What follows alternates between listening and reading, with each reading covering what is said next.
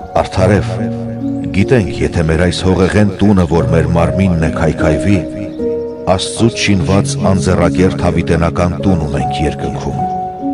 Եվ այս տան մեջ հառաչում ենք, որովհետև փափագում ենք երկնքի բնակությունը հագնել։ Միայն թե երբ այն հագնենք, մերկ չլինենք։ Քանի դեռ այս տան մեջ ենք, հառաչում ենք ծանր բեռան տակ,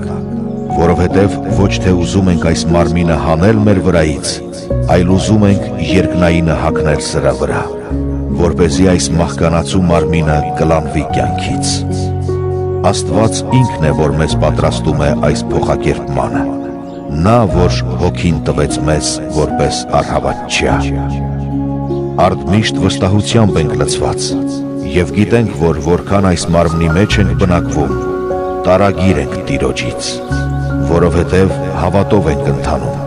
և ոչ թե տեսողությամբ։